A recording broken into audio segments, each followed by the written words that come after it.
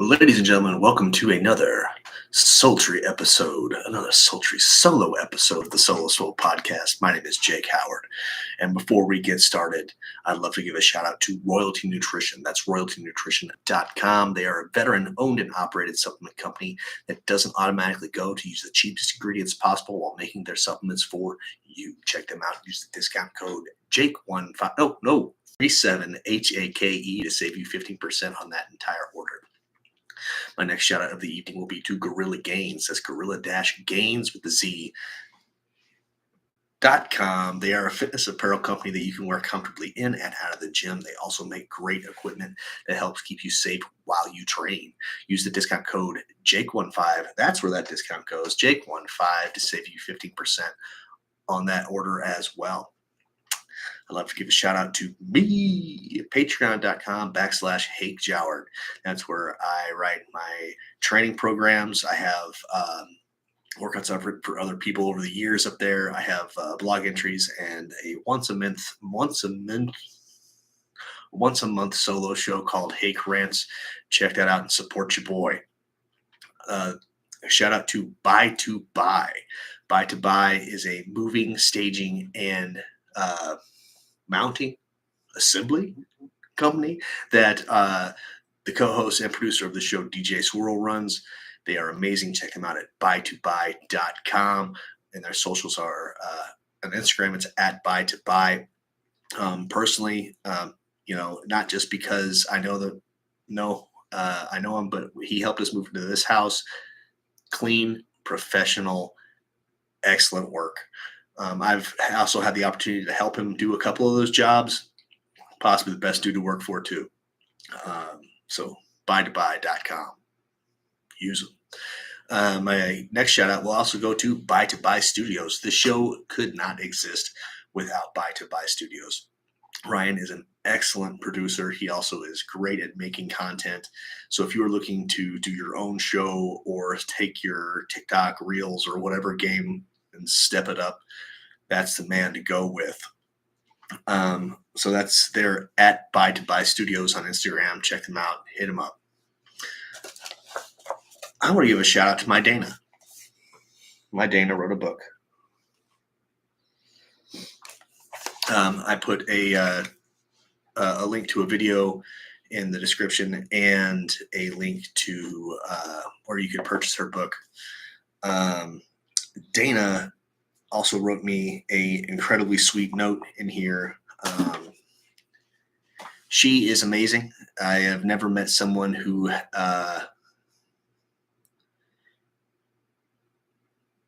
has more drive to live than Dana. She has been through so much, and she's amazing. I'm not going to blow her whole story. You really should check her out. She's amazing, and I love her to pieces. Anyway, let's get into it. Allow me to reintroduce myself. My name is Jake. Let's do it AA style. My name is Jake Howard, and I am an alcoholic. I am also addicted to most things that come in fine white powders.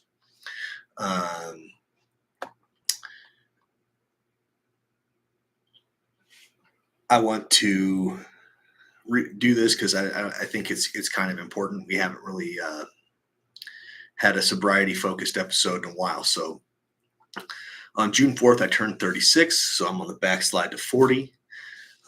Honestly, I didn't see me making it here.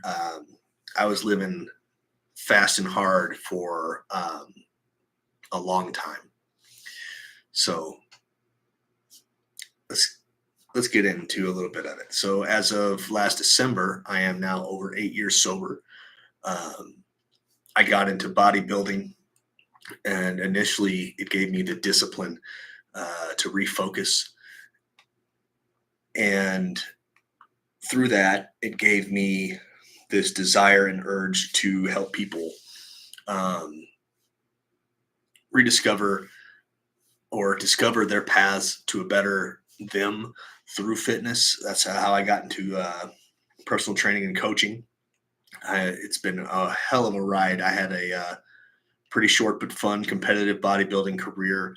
I really love helping other people get ready to compete. I love helping people just lift weights. I love helping people just move. That's one of my favorite things I've ever done. It's the probably the only job I've ever had that I found true joy in, and I would call it the career love of my life. Yep. I moved out to Arizona. I became a father and a husband, and I've worked in the banking industry. I've done some contract work. I still do some contract work. Shout out to Buy to Buy. Um, um, and then I have a steady job now, which we lovingly call the humble gig here on the show. Um, but yeah, man, coaching has been, still is the best thing I've ever done, just because it not only forces me to stay in the game myself. I mean, I'm not a big shredded bodybuilder, but it keeps me active and wanting to try something different to see if it could work for somebody else. And stuff like that keeps me in the game, keeps me reading things, keeps me up on stuff. When it comes to my addiction, I still have, I would not mind getting real nasty drunk on a daily basis still every day, but when you get sober, especially initially, it needs to be a you decision. It cannot be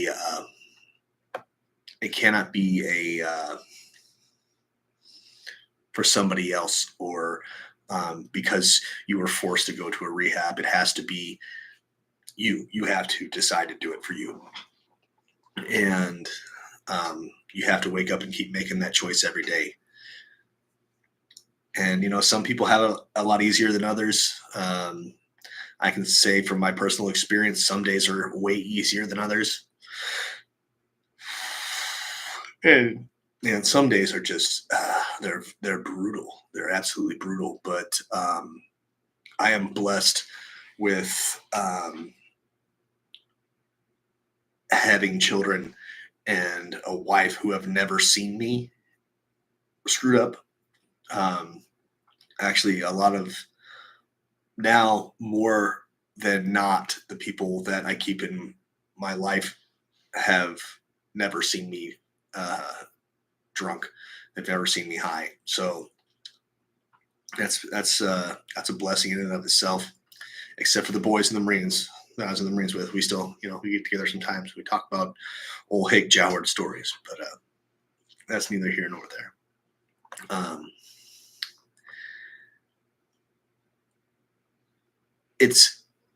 I wouldn't say it's easier for me to stay sober because of my kids, but it does give me an added motivator.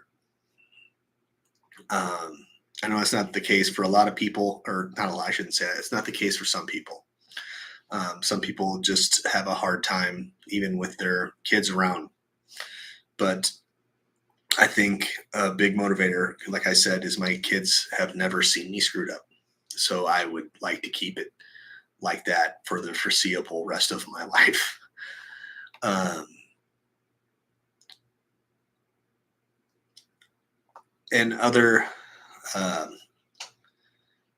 me news, I've decided that I'm going to get back into some therapy, and that is for a lot of personal reasons. Nothing like nefarious, but it's definitely there's a lot that I still need to unpack, and once I get unpacked and I'm comfortable, I'm sure I'll talk about it, because I do try and be as much of an open book as possible, especially on the show. But yeah, it's just time. There's things in my personality that are not as good as they could be. And I know it's because there are things that I'm not dealing with well. And I need to find a way to outthink the bad thoughts. And that's the real big reason why going back to therapy for me is necessary is I am someone that likes to sit and thought. And I like to think about why my brain is doing what it's doing. It's and that's helped me with a lot of my anxiety and depression issues. So I can know I know when they're coming, where they're going. But there's just some stuff that I could be better at that would make me a better husband and father and person all the way around. So let's get to unpacking that. We're starting that next week. um, One of the biggest fears in my life is being a good example in a bad way for my kids. Um, I know that no matter what, there's going to be some sort of bells and whistles that your kid is going to have. That's your fault. But I would rather do my best to curb it or to stop it before it become. You can't blame me for shit. um, no, man, I'm just wanting to be a good husband and father and keep working. I am now. I want to touch on something too. Just because you get sober, it doesn't make you perfect or infallible. It just means that you acknowledge that you have an issue that you don't really have control over, and you need to stop something that is affecting you way negatively, and you need to maybe get help, maybe join a program, find a way to change your thinking and your lifestyle. And that doesn't make you a saint. It doesn't make you holier than thou person. It just means that you know that you have to give something up to be a better person, and you get to experience who you are actually. A big thing with a lot of people who have addiction issues is they usually start something to self-medicate or to hide from themselves or something that has happened to them. And the best part about me getting sober is um, I can acknowledge when I need help, and I can acknowledge where my deficiencies are and what I need to work on.